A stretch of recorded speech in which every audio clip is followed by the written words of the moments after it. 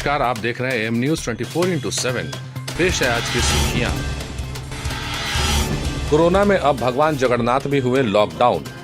ऐतिहासिक व पौराणिक शहर पटना सिटी में वैश्विक महामारी कोरोना के कारण 105 वर्ष बाद इस बार जगन्नाथ मंदिर से भक्तों की सुरक्षा को देखते हुए भगवान जगन्नाथ की रथ यात्रा नहीं निकली।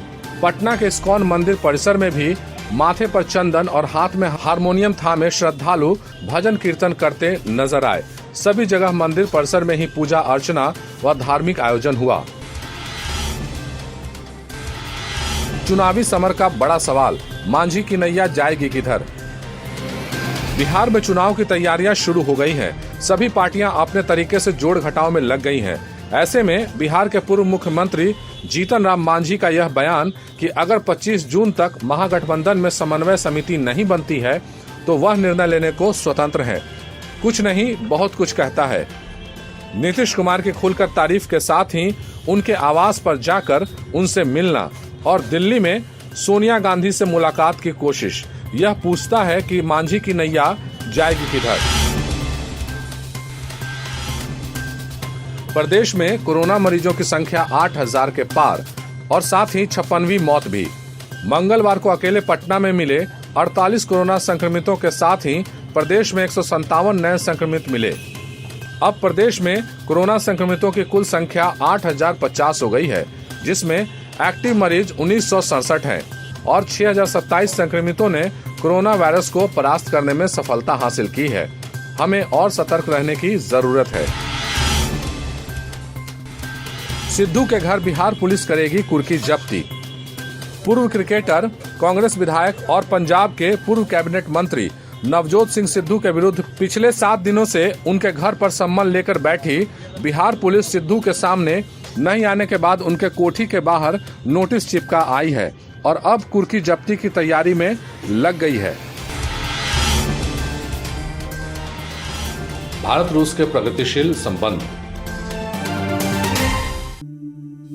बात चाहे भूतकाल की हो या वर्तमान की, रूस ही है जो सदा हमारा सच्चा मित्र रहा है। दोनों देशों के मध्य अटूट संबंधों का आधार प्रेम, सम्मान और दृढ़ विश्वास। भारत रूस संबंध एक विशिष्ट और विशेषाधिकार प्राप्त सामरिक भागीदारी है। दोनों देश रक्षा, हार्डवेयर, प्रौद्योगिकी, परमाणु ऊर्जा एवं तेल और गैस जैसे क्षेत्रों में सहयोग कर रहे हैं। दोनों देश एक बहुध्रुवीय अंतर्राष्ट्रीय राजनीति और सुरक्षा की संरचना को बढ़ावा देना चाहते हैं। हमारे रक्षा संबंध इसके महत्वपूर्ण स्तंभों में से एक है। चीन के हालिया घटनाक्रमों पर भी दोनों मित्र देशों का एक दूसरे पर अटूट विश्वास है। जबकि शीत युद्ध के अंत के बाद रूस और चीन की नजदीकियां बढ़ी है।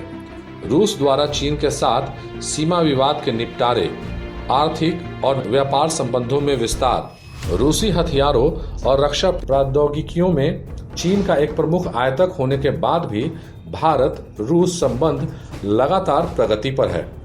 माना जा रहा है कि 15 जून को भारत और चीनी सैनिकों के बीच हिंसक झड़प के बाद रूस ने दोनों देशों से संपर्क किया है और बातचीत के जरिए सीमा विवाद का समाधान करने का आग्रह किया है।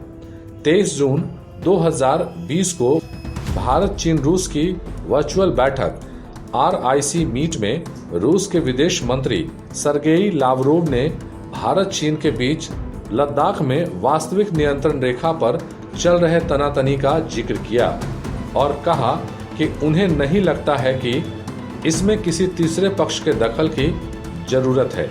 साथ ही भारत के पुराने मित्र रूस ने एक बार फिर से भारत का साथ देते हुए उसे संयुक्त राष्ट्र सुरक्षा परिषद का अस्थायी सदस्य बनाने का मजबूत उम्मीदवार बताया है।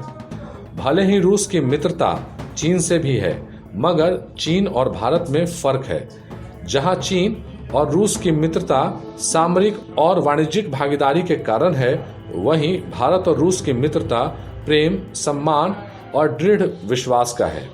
चीन के बढ़ते विस्तार और परमाणु शस्त्रागार में गुणात्मक वृद्धि से रूस भी सावधान है। यही कारण है कि रूस अपने परमाणु हथियारों में कटौती से हिचकिचाता रहा है, चीन द्वारा मध्य एशिया और पूर्वी यूरोप में विकसित किए जा रहे चीनी मार्ग पर भी रूस को आपत्ति है, क्योंकि दोनों ही क्षेत्रों का सामरिक महत्व है। यह भी सच है कि शीत युद्ध के बाद भारत सोवियत राजनीतिक साझेदारी में परिवर्तन हुआ था और चीन के खतरे को देखते हुए ही दिल्ली और मॉस्को एक दूसरे के करीब आए थे और आज इतने करीब आ गए हैं कि हर सुख दुख में दोनों एक दूसरे के सहभागी हैं। रूस के राष्ट्रपति व्लादिमीर पुतिन ने भारत और रूस के संबंधों को स्पष्ट करते हुए कहा था कि भारत के साथ उसकी करीबी दोस्ती को हल्के में नहीं लिया जा सकता। दुनिया में और कोई दूसरा देश नहीं है जिससे मिसाइल जैसे संवेदनशील क्षेत्रों में रूस की ऐसी गहन साझेदारी हो। तभी तो कोविड-19 महामारी और भारत चीन विवाद के बीच भारतीय आधिकारिक प्रतिनिधि मंडल की पहली विदेश यात्रा मॉस्को होती है, जहां द्वितीय विश्व युद्ध में जर्मनी पर सोवियत जीत की 75वीं वर्षगांठ के मौके पर सैन्य परेड में शिरकत करने के लिए 3 दिवसीय दौरे पर रक्षा मंत्री राजनाथ सिंह आधिकारिक प्रतिनिधि मंडल के साथ मॉस्को पहुंचते हैं। यहां दोनों देशों में कूटनीतिक साझेदारी के साथ साथ सैन्य अनुबंध भी होते हैं और भारत के न्योते पर रूस के राष्ट्रपति व्लादिमीर पुतिन भारत आने की तैयारी भी शुरू कर देते हैं। निसंदेह हालिया वैश्विक परिवर्तन में भारत और रूस को अपने संबंधों को नए ढंग से परिभाषित करने की जरूरत है, जो पहले से अधिक सशक्त और विश्वसनीय हो।